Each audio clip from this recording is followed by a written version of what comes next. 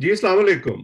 जैसे कि आप देख रहे हैं, आज मेरे मेहमान हैं आशिर अज़ीम, किसी तारुफ के मोहताज नहीं हैं। एक दुनिया जो है वो इनकी परस्तार है, इनके ड्रामे की वजह से, फ़िल्म की वजह से और अब इनकी आउटस्पोकननेस की वजह से।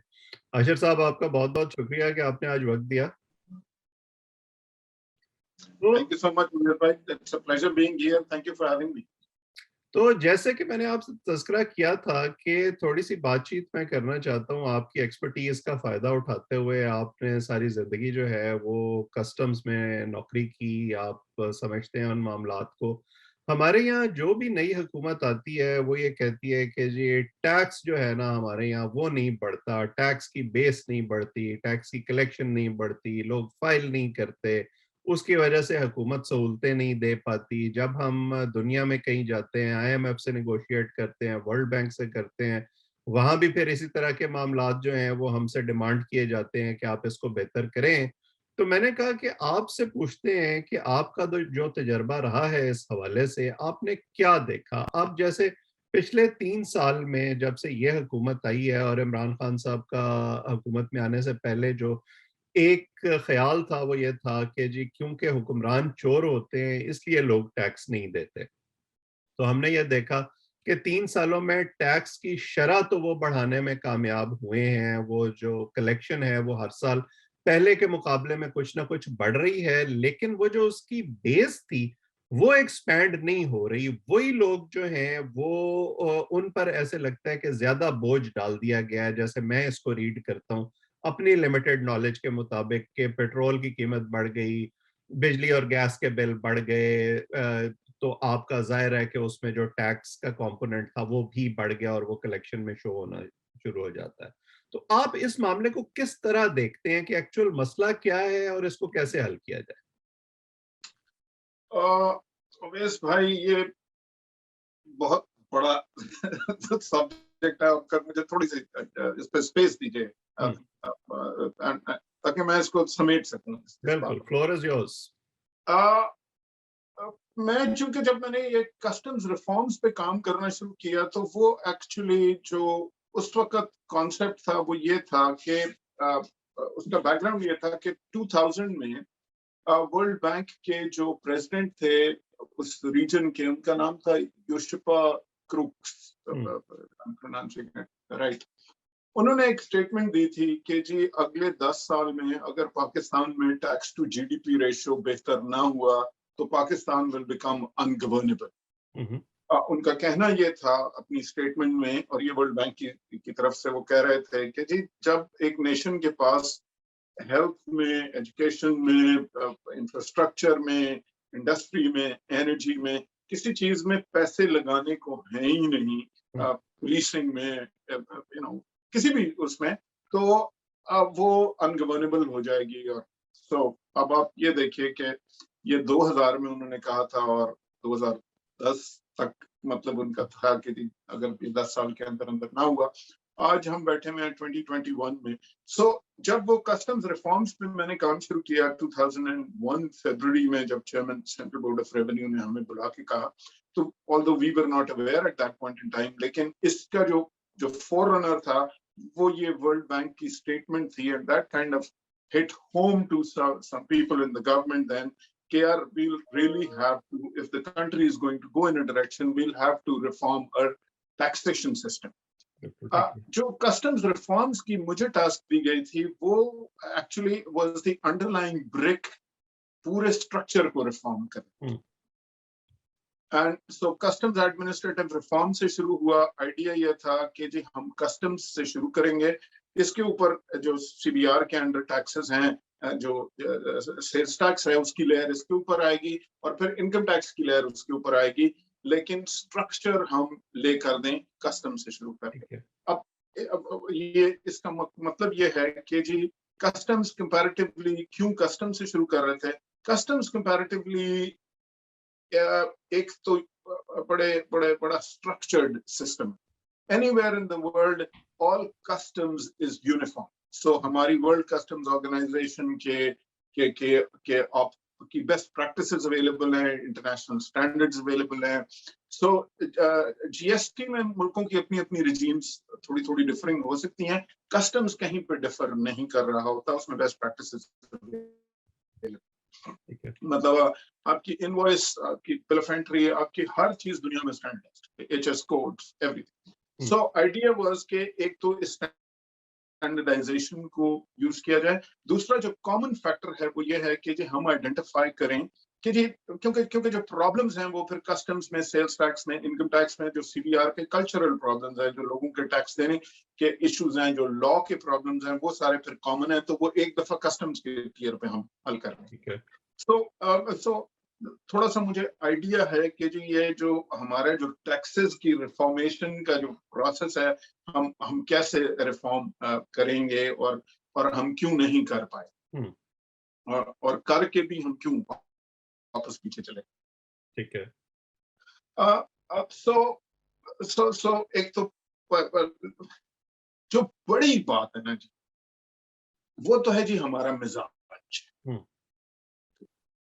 और मैं उसका आपको इस तरह एग्जांपल देता हूँ, वो फिर छोटी छोटी चीजों पे तो बाद में आते हैं, लेकिन जो मेन मसला है वो है हमारा मिजाज। जब इस दफा प्राइम मिनिस्टर साहब ने, इमरान खान साहब ने शबर जैदी साहब को लेके आए थे, हुँ, तो ये था कि जी अब टैक्सेशन का सिस्टम बेहतर हो जाएगा। फिर खान साहब का ये कहना था कि ज़ाहिर है हुक्मरान भी चोर नहीं है, तो आप लोग टैक्सेस हुँ, देंगे। मेरा ये कहना था कि, और शबर जैदी फिर कोई इफेक्ट नहीं हुआ और वो छोड़ दिया उसकी। मेरा ये मानना था कि जी वो जो हमारा मिजाज है ना, हुँ, वो ज़ाहिर चेयरमैन के आने से या प्राइम मिनिस्टर के आने से वो तब्दील नहीं होता। और मैंने शबर जैदी से कहा था, जैदी साहब से कहा था, मैंने कहा सर, कस्टम हाउस में, मैं आपको मिजाज की मिसाल देता हूँ कि कस्टम हाउस में 2 लिफ्ट्स लगी हुई हुँ, हैं। एक 3 लिफ्ट्स हैं जो कस्टम हाउस कराची में, 3 लिफ्ट्स हैं जो कि आम आवाम के लिए हैं, और 2 लिफ्ट्स हैं जो कस्टम्स के स्टाफ के लिए। ठीक है। अब मसला यह है कि लिफ्ट्स में तमाम दुनिया में अप और डाउन का एक बटन लगा होता है, हुँ, लेकिन कस्टम हाउस में, और फिर आप कस्टम हाउस को छोड़ के अब आप किसी और सरकारी महकमे को भी इसी तरह काउंट कर लें, उसमें वो जो अप और डाउन के बटन हैं वो डिस्कनेक्ट कर दिए हैं हम। हुँ, 11 फ्लोर की बिल्डिंग है कस्टम हाउस कराची, और हमने क्या किया हुआ है कि उसके अंदर वो बटन तो नहीं चलते, लेकिन उसके अंदर एक इंटरकॉम लगा के लिफ्ट के, और एक हमने वो एक छोटा सा स्टूल सा रखा हुआ है जिसके ऊपर दोनों लिफ्टों में एक सिपाही बैठा। हुँ, अब होता यह है कि इंटरकॉम पे वो बजता है, वो सिपाही अंदर लिफ्ट में बैठा इंटरकॉम उठाता है, हाँ जी, उसको कहा जाता है आप फ्लोर नंबर 7 पे आ जाएं, कलेक्टर साहब जा रहे हैं। हुँ, वो फ्लोर नंबर 7 पे चला जाता है, और फिर वहां वेट करता है कलेक्टर साहब जब तक उठते हैं, आते हैं, बैठते हैं, फिर वो नीचे चले जाएंगे। ठीक है, अब फिर उसको आएगी कॉल कि जी आप फ्लोर नंबर ग्राउंड फ्लोर पे आ जाएं क्योंकि मेंबर साहब आ रहे हैं। देखिए, हम मिजाजन, मतलब लिफ्ट के बटन या ये ऑटोमेशन जो है, ये तो दुनिया कब की बना चुकी, हुँ, लेकिन हम एज अ नेशन हमारा मिजाज में बराबरी नहीं। हुँ, हमारे मिजाज में प्रेसिडेंस है, हमारे मिजाज में प्रायोरिटी है, हमारे मिजाज में चौधराहट है, हमारे मिजाज में मैं बाकी लोगों के बराबर नहीं हूँ। हुँ, और टैक्स देने का जो मिजाज होता है ना जी, उसमें बराबरी शामिल, हुँ। बिकॉज हम मिल के अपना, सब मिल के अपना बोझ उठाते हैं। मतलब आप वेस्ट में, अब मैं आपको छोटी क्या सी एक मैं क्या आपको, उसमें ये चीज़ भी शामिल है कि जब तक मैं दिए गए प्रोटोकॉल को और कानून को वायलेट ना करूँ, तो ये साबित नहीं होता कि मैं एक बड़ा आदमी हूँ? जी थैंक यू सो मच। तो वही मैंने कहा ना, अभी अगर आप ये देखें, आप अभी यूएस में हैं, मैं कनाडा में हूँ, और शुरू में हमें थोड़ा सा ऑड भी लगता था। आप जहां जाएंगे, बिल होटल में देने लगेंगे तो सब उठा के अपना अपना बिल देना शुरू कर देते हुँ, हैं। शुरू में आपको बड़ा अजीब सा भी लगता है कि यार ये 4 दोस्त खाना खाने आए थे, अब हर एक अपने अपने $10 तेरे, $3 मेरे, $5 इसके, इस तरह करें। But when you start getting used to it, you realize कि जी we assume, it's assumed here कि किसी के ऊपर कोई दूसरा बोझ नहीं है। हुँ, हम अगर एक जगह पे आके 4 दोस्त बैठ के खाना खाने आए हैं, तो इसकी ये वजह नहीं है कि मैंने खाने का बर्डन किसी और पे डालना है। हम तो आपस में गप मारने आए हैं, एक हुँ, दूसरे की कंपनी शेयर करने आए हैं, हंसने आए हैं, खाना हम अपना-अपना ले आए हैं साथ और हम खाएँगे। सो हुँ, आपने वो गोरे को देखा होगा कि अब अपना सिक्स पैक उठा के आ रहा होता है या जो भी कर रहा होता है। So the concept of paying for what you do, hmm, you know, or for a service or for whatever you consume, वो गोरे के माइंड में बिल्कुल क्लियर है। कल्चर्स में क्लियर है कि जी ये मैंने कंज्यूम किया, इसका मैं पे कर। बिल्कुल ठीक। हमारे यहाँ मसला ये है, जैसे मैं आपको बताऊं कि जी मेरे मेरे मेरे बैचमेट थे जो एसी थे मच के, कोयटा के पास एक जगह, उस वक्त नाम लेना मुनासिब नहीं है, एक हमारे चीफ मिनिस्टर साहब होते थे, उनका गांव उस तरफ था, वो मच से गुजरते होते थे। तो होता यह था कि एसी बेचारे को हर वीकेंड पे फोन आ जाता होता कि जी वो चीफ मिनिस्टर साहब आएंगे, हो सकता है वो यहाँ रुक जाए, तो उनके साथ 100 बंदा होगा, तो जरा लंच की अरेंजमेंट करके रखिएगा। बहुत सी दफा चेयर में चीफ मिनिस्टर साहब नहीं रुकते थे, लेकिन कभी कभी महीने में एक आध बार रुक भी जाया करते थे। अब वो 100 बंदों के जो उनके साथ होते थे, उसका खाना पका होता था, और कभी किसी ने एसी से ये नहीं पूछा था कि भाई हर वीकेंड पे तू जो 100 बंदों का खाना पकाता है, इसका बिल कहाँ से आता है? Because as a nation, did the CM not know? Did the chief secretary not know? Did the commissioner not know? Did the DC not know? But the issue is, as the COM, मैं तो chief minister हूं ना, लोगों का काम है मुझे सर्व करना, लोगों का काम है मुझे खाना खिलाना, लोगों का काम है मेरी जमीनों पे काम करना, और मैंने उसका बेनिफिट लेना है। मैं अपनी जो कंज्यूम करूंगा उसके पैसे नहीं दूंगा।